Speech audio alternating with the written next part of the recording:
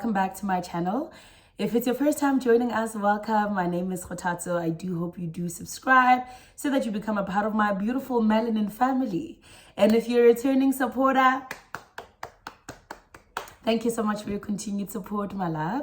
I am back after a very long time. And how long has it been?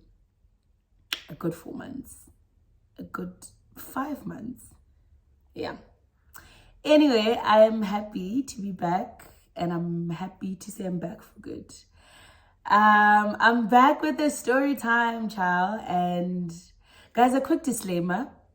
I am in no way saying, as a young person, move in with a guy because your life is not in order or because of whatever the guy can do for you. No, please take the positives from what I'm saying, okay? This is something that happened to me, and I'm sharing my story with you guys, okay? So this is how it all started, right? I did my matric. I passed my matric in 2016, and I was 17 years old at that time. And because I didn't do so well, I couldn't go to varsity. I knew nothing about, finding a job, nothing whatsoever. So the solution at that time was, Kgothatso, go home, go to Limpopo, go figure out what you want, figure yourself out, actually. And then I was like, I get Limpopo na, guys, I ran away from home, I think for a day. Hey, guys, do not ask me anything. I ran away from home because I didn't want to go to Limpopo, child. And Lord knows what was happening with me at that time. Fine.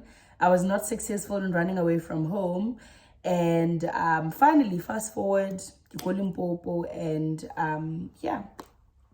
You go Limpopo, and I'm forced to because now I'm not, I don't have anyone influencing me. I don't have anyone around me on Salamoyo Mobi and, all of that. I was alone, and I had to think, So I'm home, and you are forced to think because now at home, there's nothing that you can do. Absolutely nothing that you can do. I mean, I'm 45 minutes away from the shops. There's nothing. I don't have friends, and, all of that. Fine. The only thing that I will literally do is just wake up in the morning and obviously do my chores and then chill, because there's nothing you can do. There's no way you can go. So I was home, and I was doing that. I was doing that each and every single day. And it got to a point where I felt like, you know what?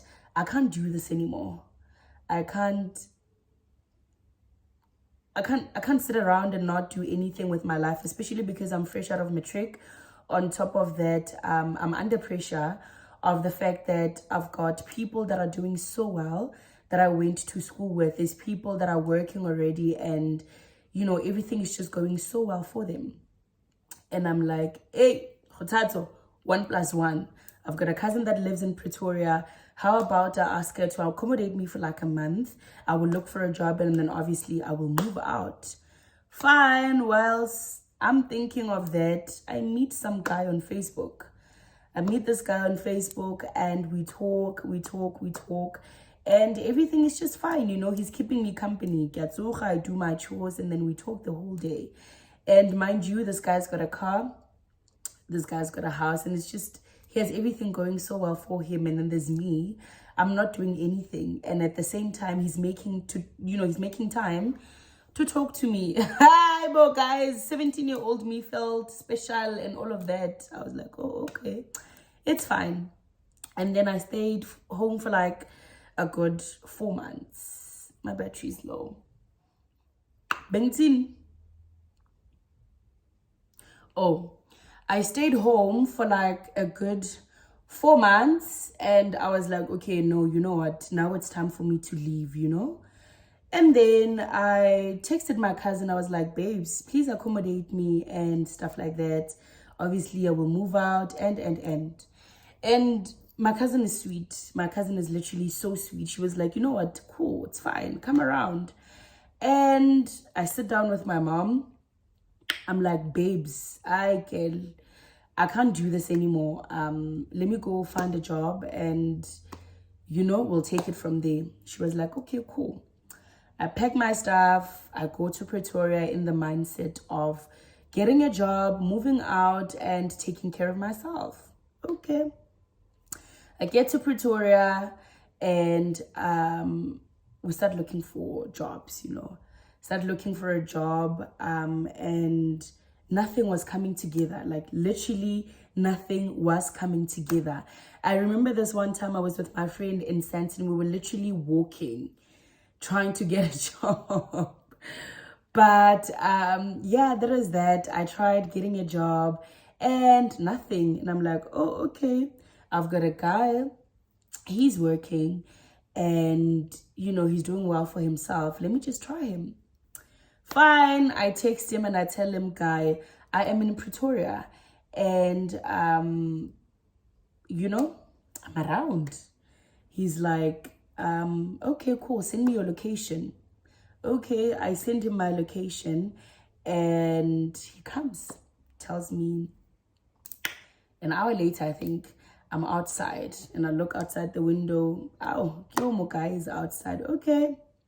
Hey, babes, Pella, babes is here, nani. And he was like, my cousin was like, oh, okay, be safe, sharp.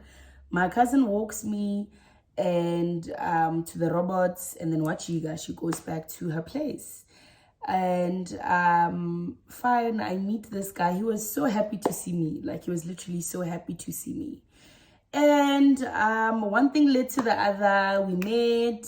It was nice. And then fine, I get into the car and then we drive back to his place.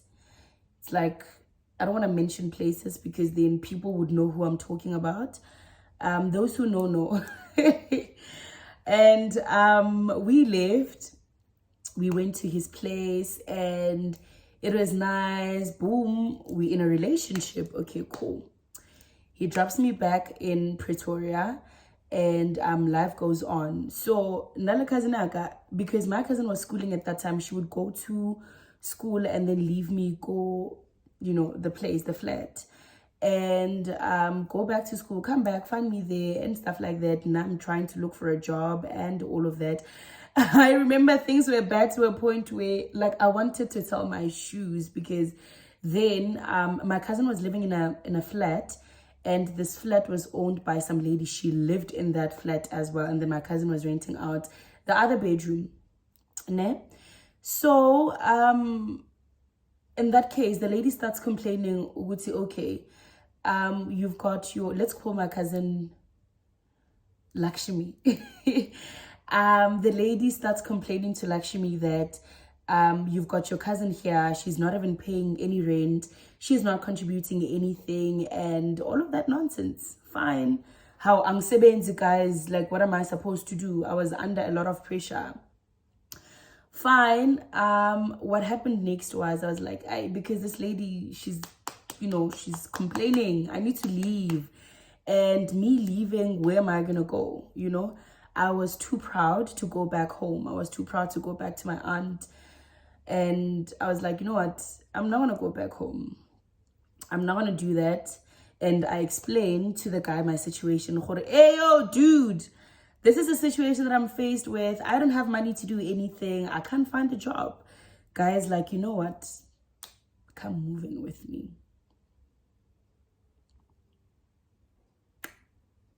Hey. Worst mistake of my life was deciding that, you know what, I'm actually going to move in with this guy. But at that point, obviously, I was not this person that I am now. And obviously, given the situation that I was in, I was like, okay, you know what, it's fine. Because I don't want to go back home. I'm going to move in with you, fine. I move in with this guy and things were nice. I think the first month, it was actually so nice. Because, it's a different environment and everything is done for you. You don't have to do anything. Like, the only thing that I would have to do is just to wake up, maybe clean the house. Or if there's laundry, I will just do the laundry. And that was it, And like, truth be told, this guy helped me with a lot of stuff, because he would, like, you know, help me find a job. He would you know, he helped me with a lot of stuff, actually, and I am in no way gonna paint him in a different I'm not gonna paint him with a black brush and say because he literally, like, he would help me. He would take me to UNISA. He would help me find a job and all of that. He was like, you know what, find a school, I'll help you kachelete and all of that. Yabo, we tried. I tried getting a job. I couldn't. I remember even I had a diary, I'm not sure if I still have it, of all the email addresses that I would find on the internet, and they'll just put them down and then send my CV each and every single day, because the girl had to find a job. My aim was not to move in with the guy. Not for me. I was like, nah, I'm not gonna do this. So, okay, a month went by. 2 months went by. I'm living with this guy. And then I think it got to a point where Liena, he was starting to get irritated as well. Especially because I'm living with this girl. She's not doing anything with her life. I buy groceries for her. I do this for her. I buy for her toiletries and all of that. Fine. How this one time I'm chilling on the sofa. I'm watching TV. He opens the door. He's coming back from work. And the first thing he said to me was, Kgothatsomot, you are going to be sitting there and not doing anything with your life for the whole year, and I have to feed you. I kept quiet. And I didn't blame him, because, wow, I'm like, ish. Now I needed to make things happen, you know? Fine, I lived with the guy. I would clean for him. I would wash for him. I would cook, whatever it is, you know, and everything was nice. Now at that point in time, I'm not thinking for the future. I'm enjoying my life with this guy and all of that. Yabo? I would call home, but when I call home, I would call with private numbers. My family didn't know where I was for a good, I think I stayed with him for like 3 months. Fine. How I tell guy one day, you know what, let me go see my aunt. Okay, fine. I go see my family. It was a Thursday evening, I think. Thursday afternoon, I left to go see my family, actually. And then I go to my aunt's place. My aunt welcomes me with open arms. She's like, I'm like, I'm living with a friend. And I'm sure she knew, smoke. Okay, fine. I sleep, go high. The next morning, I decide to leave. Fine. I leave. I go back to Babe's place. I feel like go ranking around that area. I call him, hey, babes, because I knew he knocked off. Please come pick me up. Indeed, he came. Sharp. We went back home. We go back home, limo guy, and fine. We chill. Everything is fine, you know. We are back to ourselves and everything. Cool. Later on, I asked him to call my mom back at home, because I would call them like each and every single day, well, almost every day, to talk to them. I would call my mom Kochai with my grandmother and everyone else. And how Kinka phone, guys in the TV room is chilling, playing PlayStation. Okay, fine. When I go to the bedroom, I call my mom, find Rabua, everything is fine. I'm just updating her, hey babes, kishab. Mind you, my mom doesn't know where I stay. And in her mind, I'm staying with her cousin, with my cousin. Fine, I call Riketilo. After that, how messages are coming through on Messenger, and obviously if messages are coming through, I'm gonna open them. I opened messages. Girl is saying thank you so much, you know, it was nice being with you. It was nice being with you. I scroll, and then scrolling there, like, I'm reading chats. So it's a situation where the guy picked up the girl from KFC and they chilled together in the house. And the girl left. How, after confronting the guy about what I saw in his phone, because I went through the chats, I know that these people were together last night and I was not there, you know, in the very same house. How? Guy pushes me against the wall. He strangles me. I'm like, dude, what's going on? Because I was shocked. This person has never been violent to me. He's like, why are you going through my phone? Why are you going through my phone? I'm like, I didn't go through your phone. Obviously, I saw a message coming through and it was alarming. So, kibuti. Haibo, Muka is not stopping. I decided to Muhammad back. And when he sees what I'm retaliating, he goes to the bedroom, packs my stuff. I remember I had like a small bag, like a gym bag. And because I didn't have a lot of clothes. Ow! Umpakela de porchaka. And then, hey, Haibo, guys. Umposaka the bag. Arekona, you know what? Get out of my house. I'm taking you back to your aunt right now. I remember going down on my knees. I'm like, dude, you can't do that. I'm sorry, because I didn't have a choice. Fine, everything was sharp, but the fights were still happening. But obviously, I slept, raba sharp, and all of that, yabo. And I was surprised because now, like, things are changing. You know, guy is distant. Guy is not, like, he's just not there, you know? Fine, I was not active on Twitter at that time.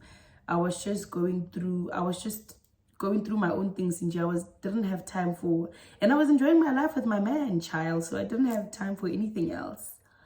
Anyway, he would show me memes on Twitter, you know, and he's a Twitter person. Okay, fine. I'm like, you know what? Okay, let me download Twitter and you know, let me just see what's happening on Twitter. I go on Twitter this one time. Everything is clean, everything is fine. Waiting for him to come back, you know. Hey guys, I go to Twitter and I go to his, do you call it timeline, like Facebook? I go on his timeline and guys, on his timeline he typed, I think I've got a screenshot on my phone. He typed, I give her money, she's literally my whore and my maid. Yo, I couldn't breathe.